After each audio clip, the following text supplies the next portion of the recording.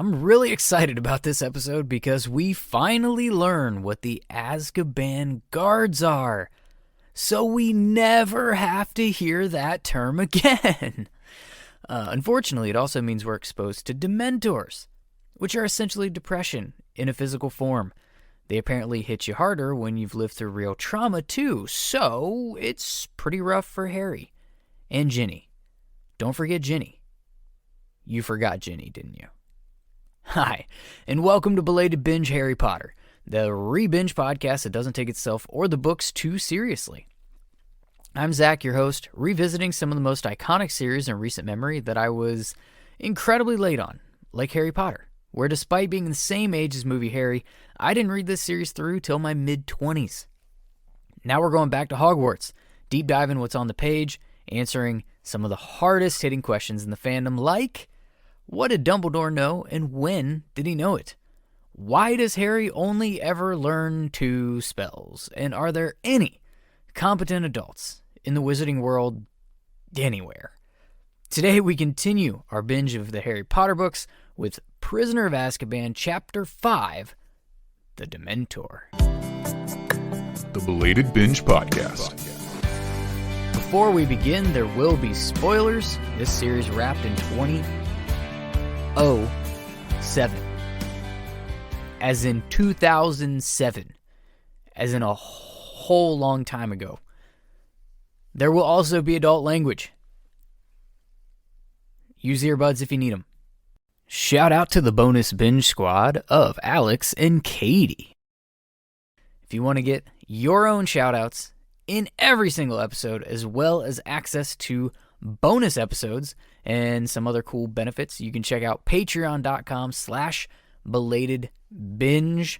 A lot of behind the mic bonus episodes have been dropping on there recently, and you get access if you're on Patreon. So in case you were obliviated or you got your Hogwarts letter late, let's go ahead and shove our faces in that white liquidy substance of our pensieve. In chapters 3 and 4 of Prisoner of Azkaban, Harry was an outlaw on the run. Kinda. He also tripped, fell, and called a bus for public transport, which I was unaware that that's how that worked.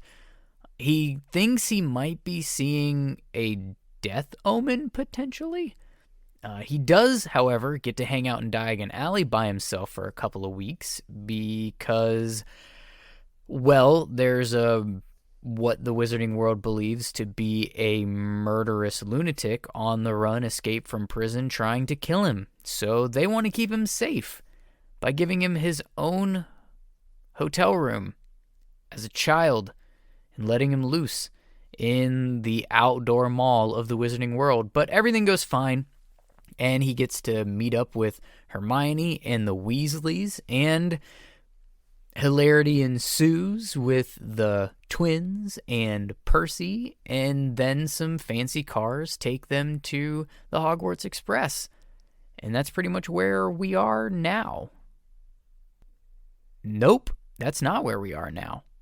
I lied. Part of that happens in this chapter. Sorry, folks. Was doing that one from memory. I didn't have notes on it.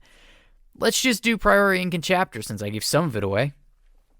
This is the part where our wands connect, not the tips, just the streams, so we can recap what went down in the chapter we just read. This week, Chapter 5, The Dementor.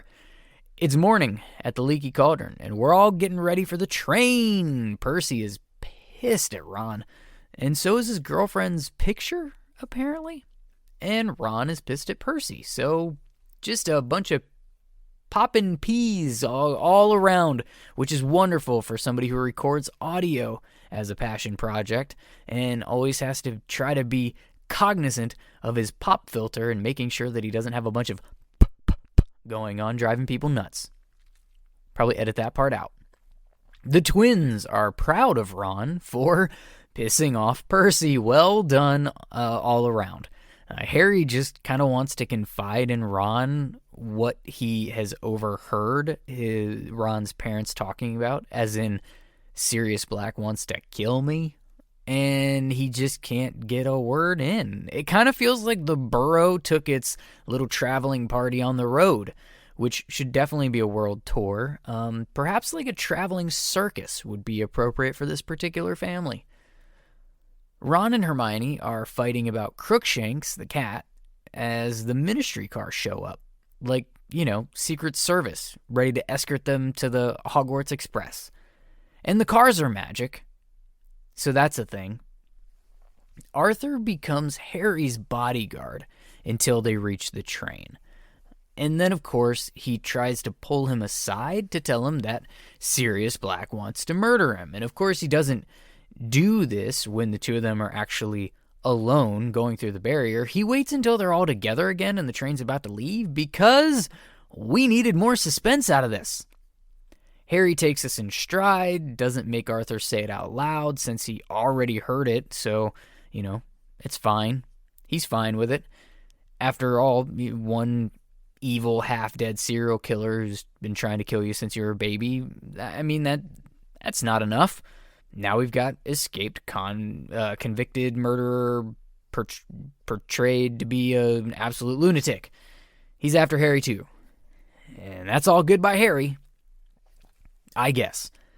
Harry just wants to be sure, or Arthur just wants to make sure that Harry's not going to go seeking Black out for himself.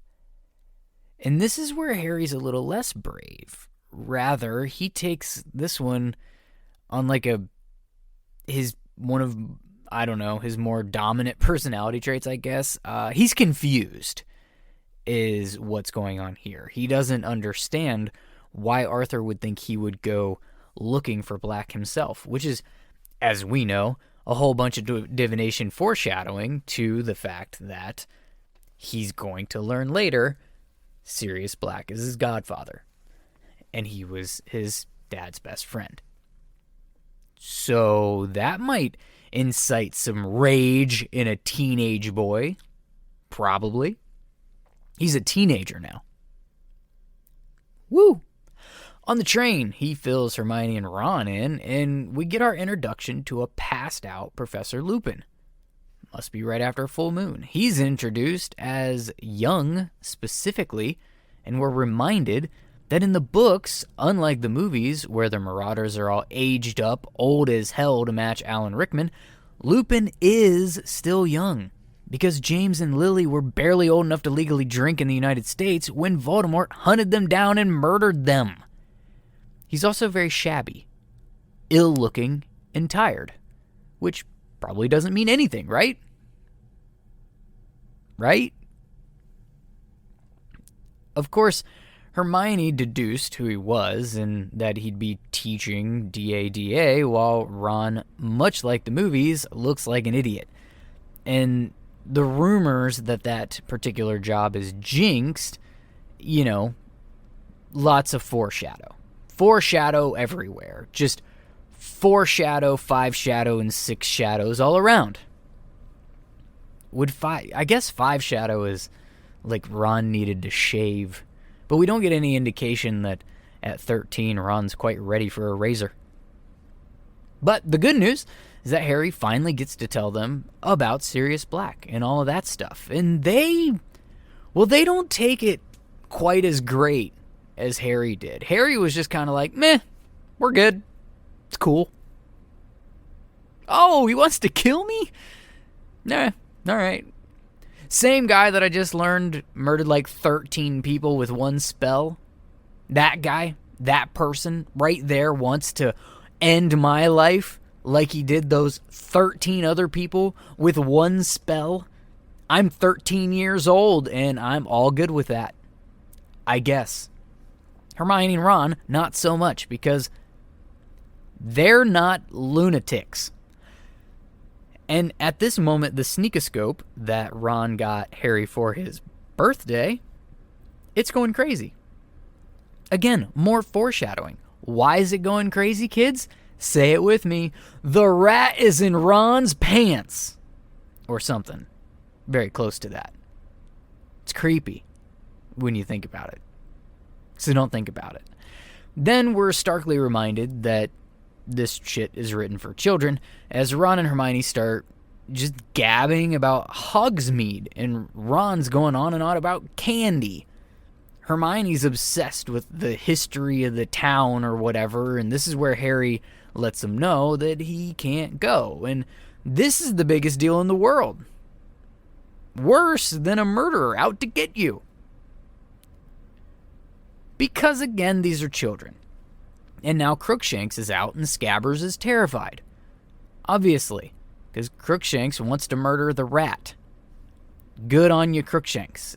And train ride. ...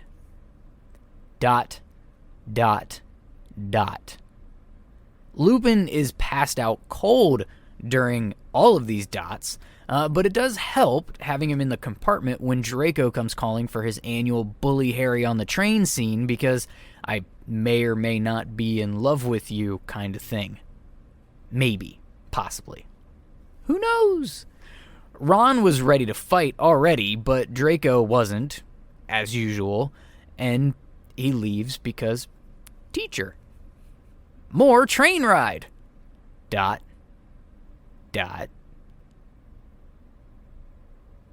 The dots are getting slower because the train is coming to a stop before they've gotten where they're going, and that's not where trains are supposed to stop. It's dark. It's cold now, and there's something super creepy moving and getting on the train. Neville stumbles in, which is great. Ginny stumbles in, even better. I had totally forgotten that they had stumbled in during this whole scene. More the merrier. Everybody should witness what happens next. Lupin wakes up and starts to take charge just as the door is opening and a cloaked figure, described as gray, slimy, and scabbed, which is disgusting. And it starts sucking in, and the description of Harry's reaction gets intense immediately, even before he starts hearing the screaming. And Hermione is slapping him awake. Nobody else heard screaming. Nobody else passed out. Lupin starts passing out chocolate and explains that the thing is a Dementor. And this is our big reveal for Azkaban guard, after hearing that phrase over and over and over again to this point, and I'm really, really glad that that shit is over. That was the stupidest thing. And Harry still just doesn't get what just happened, and the crew kind of has to explain how he passed out when the Dementor came in. Lupin got rid of the Dementor with some kind of silver something, and that's going to obviously come back up again. That silver something is a Patronus, and we get the sense that it wasn't a fully fledged corporal Patronus in this instance, because they kind of describe it as more of like a silver wisp or something. So it's unclear to me if at this moment maybe the animal form thing hadn't been thought of, or if this is maybe Lupin can't just like do his full Patronus at will, or, and this is what I think is probably most likely here, and I think what the fandom would tell you is that Remus Lupin's Patronus was a werewolf, right? And he wouldn't want people to see and know that, right? So he's actually mastered his Patronus to the point where he can shoot it off without it taking its form, which is badass magicianry, if you ask me. So, anyways, they all kind of take turns explaining how they felt, and there's a nod to Ginny looking nearly as bad as Harry felt, and this is a big, like, connection and clue between these two. Harry reacts this poorly to Dementors because he's actually been through some shit. Far more than Ron or Hermione or Neville, but Ginny? Ginny's been through shit too. I imagine that while Harry experiences the scream and the death of his parents, Ginny's reliving some part of being possessed by Voldemort and nearly dying in the Chamber of Secrets. She didn't fall off her seat, but she was shaking like mad. Direct quote. And Ron's probably just sad, like the time they missed the feast last year. So when you look at the sliding scale of impact, Harry and Ginny are the ones that feel this thing the most. And it makes sense based off of the lives that they have lived in comparison to the others. Harry starts to feel shame about this and starts questioning, why was he the only one to have such a strong reaction? Just as Lupin comes back and reminds him, eat the chocolate, which apparently works. And here's where we take a quick dive into the author's head for a second. The part that wrote an amazing book series, not the part that should stop tweeting. It's been said or confirmed or whatever that the Dementors represent depression. And that's the feeling that was being described by how they suck all the happiness out of you. And chocolate, as a remedy, is simply how people find comfort in chocolate in times of sadness, grief, and depression. It's kind of fun, to be honest. As fun as you can make the concept of depression, but it's fun to see that in this world, chocolate actually has some element of magical healing powers, whereas in our world, obviously, people just like chocolate. And then somebody's going to be a total food snob or foodie or whatever those people call themselves. And, well, actually, chocolate has something in it that releases endorphins that actually makes you feel better. Great. Fantastic. Wonderful. Call it magic.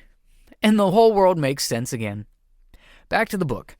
Lupin addresses Harry by name, and Harry doesn't know how. And that is kind of awesome. Don't worry, we'll talk about them a little bit as we get into this thing. They get off the train, and they see Hagrid. They're not first years anymore, so they're coming to school in stagecoaches pulled by invisible horses. Best to forget about that one. Seriously, if I could, I probably would. I don't love this. And now we're at Hogwarts, and Harry realizes that Dementors are at the gates. Nothing like Dementors to greet you on your first day back at school after summer break. There might be some relatable symbolism there for some of us. Draco already knows Harry fainted on the train, and that's his new way of bullying him for the school year. That'll be fun. As he goes in on Ron, Lupin steps in. Thank you, Lupin. Of course, Draco's a smug douche about it, but it's still a professor, so he does back off. And now we're in the Great Hall. Or we would be, if Professor McGonagall didn't holler for Harry and Hermione. She's heard about the Dementor incident on the train, probably a Lupin Patronus message, now that we think about it. So Pomfrey shows up to check him out, and she prescribes chocolate. Sweet. But Harry hates the extra, doting, and just convinces them that he's fine. He's fine. Everything's fine. Please leave me alone. Don't make me the center of attention anymore. And just as I was thinking to myself, why is Hermione here? Prof. McGee asks Harry to wait in the hall, and it all starts to make sense again. This is the Easter egg behind the Hermione course load and how she's going to be managing to be in all of her classes at the same time. I'd say forget this one, but apparently I already had. But this is a time turner foreshadowing all over the place. And they all head back to the feast. And they missed the Sorting Hat ceremony, and that's 2 years in a row for Harry, who hasn't seen it since he was actually in it. It's kind of sad when you think about it. Harry's still obsessed with what people are going to think about him passing out on the train, which will be honestly a very annoying side plot throughout this book. and cue Dumbledore entrance and speech. He explains why the Dementors are there. He warns them not to try to leave even under an invisibility cloak, as if that was meant for someone in particular. And there's also a warning that he gives to students not to give them reason to harm you, which is fucking ridiculous. This is a school. These things are literally stationed at a school, and the only thing that you can arm the students with is don't give them any reason to harm you? Fuck, this world is weird. He also introduces Lupin, explains that he'll be teaching Defense Against the Dark Arts, and also that Hagrid is taking over care of magical creatures. Hence the monster book. That's actually a monster. And Harry describes Snape's face when looking at Lupin and recognizes it as sheer loathing, the same way he looks at Harry. For you Snape defenders at home, this is a grown-ass man who's a professor and authority figure to children, who shows clear hatred at a child and another professor because they remind him of bullying he received as a child.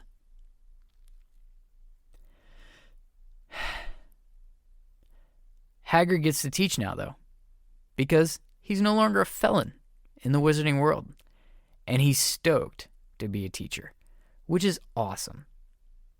There's a good feast, thanks from Hagrid, and bedtime caps off a whole chapter that's filled with new story and backstory, and a reminder that Neville can't remember passwords, which is going to be important because, he's going to let a convicted murderer into the castle and into the Gryffindor common room, and he's going to just be, waking Ron up in the middle of the night with a knife because Neville can't remember his passwords. But it's okay. We'll get there. Everything's going to be fine. It's all going to be fine. Eventually, you're going to be sad when that mass murderer dies. Okay, I want to take a minute now and talk about Lupin. If you heard my guest appearance on Puffcast recently, I shared a pretty rough and loose theory that I'm working on about Albus Dumbledore, particularly his big plan and his relationship to Harry throughout the books. You've heard me talk about the first book as a testing ground for his character and his skills, the second book being a bit more focused on the trio working together, now that he knows he has a trio to work with too. And you might be thinking, what the hell does this have to do with Lupin?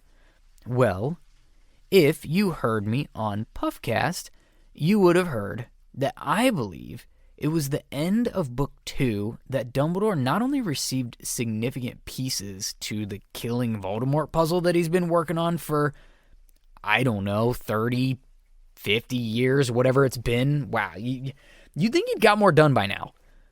Anyways, a few of the high notes that he learned would be Harry is a Parselmouth, which he explains to Harry as a transfer of power from Voldemort, but what I think he actually believes is a connection between Harry and Voldemort, a piece of Voldemort within Harry.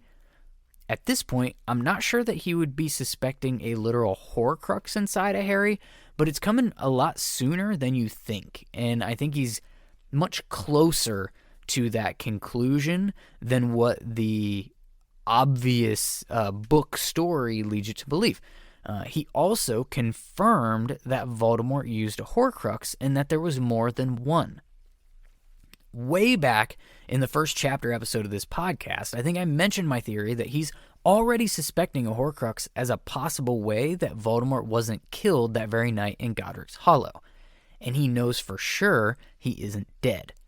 He was also already particularly fierce about Horcruxes as a subject and had already emptied the library of the books about them when he became headmaster.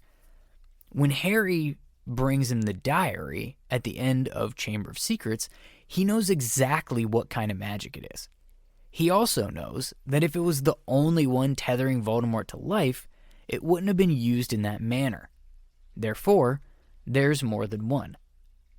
And that's not all just me speculating. He says so much to Harry later on in those Voldemort memory flashback scenes in Half-Blood Prince.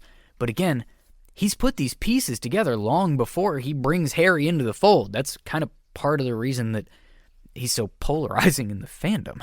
He's got a little bit of a lag before he lets Harry know what's going on, and he never really lets him know everything that's going on. But I could get sidetracked all day, all night, whatever, talking about why it actually makes sense that he didn't just tell Harry everything, when he was like 12, because how can you... One, I don't think he learned everything yet. I think he's putting pieces together, like I said, as we're piecing this, his story together, his master plan together. He's learning too. So he can't even give Harry all of the information as early as people think that he should. And also, how do you tell a kid that young, yo, you gotta die, but enjoy life and make sure that you do all these things before you go so that everybody else can reap the benefit because you're gonna be dead? Yeah, you can't really have that conversation with a child. Anyway, another big thing that he learned was Harry's loyalty, particularly to Dumbledore himself. That's what called Fawkes to him in the Chamber of Secrets. That's what allowed Harry to actually survive and save Ginny. And that is what started to change Dumbledore's relationship to Harry and his feelings for Harry as a person. Again, this part is me speculating in my opinion. This is where I believe that Dumbledore started to care for Harry as a human. He still knows that Harry is the key chess piece to defeating Voldemort, but he's also a young boy with feelings and a heart and loyalty. And this is where Lupin comes in. Dumbledore's been getting a new Defense Against the Dark Arts professor every year for like 30 years or some odd shit, which seems statistically impossible, but that's what it says in the books, so okay. I don't believe that his choice for this year being the one singular person left from Harry's parents' inner circle is even remotely close to an accident. He's just a couple months removed from Harry's display of loyalty in my presumed change of heart moment, and now he chooses the one person he has available to him to make a parental connection with Harry. The one person who knew his father personally. The one person who would look at Harry and see a reflection of James and Lily and not loathe him for it. Snape. Harry's still an asset. He still needs to test him. He still needs to train him. He still needs to use him in a lot of ways. But now, he's giving him family. Lupin is that family. And this chapter is the first time that Lupin has seen Harry, presumably since he was a baby, under a Fidelius charm. And you have to just imagine the sense of pride and joy he felt when he woke up in that train compartment to see Harry right there, right in front of him. The boy he could now finally see, touch, talk to, and a spitting image of the friend that he lost. Thanks, Dumbledore. Let's give out some house points for the chapter. In true Hogwarts fashion, these points are completely subjective with no oversight and fully at my discretion. This week, I'm keeping it pretty simple. I'm giving Lupin 25 points for making the Dementor go away. I'm giving Fred and George 5 apiece for having Harry's back about fainting and not giving him shit like everybody else. Even Ron and Hermione weren't like overly supportive when it happened. They were trying to kind of figure out what the hell was going on. The twins, no context, no information, didn't even flinch. They just said, don't worry about it. Fuck Draco. Fred and George are awesome. I'm going to take some points away from Draco, 10 of them, for sucking. And Fudge, 20, for putting the Dementors there in the first place. Now, before we go, We got to expecto plot changeo this thing. Let's rewrite Harry Potter, one small change at a time. The expecto plot changeo question from this chapter is, what if Harry, Hermione, and Ron sat in a different compartment on the Hogwarts Express? How could that have changed the events in the chapter? What about the series? I'll share this question with a video across social media, Instagram, Facebook, Reels, YouTube Shorts, TikTok, all of that. It'll also be on Twitter, and you can respond with your thoughts on any of those platforms at Belated Binge or as a voicemail on my website, belatedbinge.com, and you will have a chance to be featured in an upcoming episode of the podcast. With that, we've reached the end of this episode of Belated Binge. If you enjoyed this, please follow and subscribe on whatever podcast player you're using, and if it supports a rating and review option, please leave one. And if you're so inclined, check out the additional benefits available on patreon.com/belatedbinge. There's links to all of the things in this episode's description on your pod player right now, including a free Facebook group that you can join and talk to other bingers that are Potterheads too. Thank you for listening and telling all your Potterhead friends that their new favorite podcast should be Belated Binge Harry Potter, no matter how late they are to the party.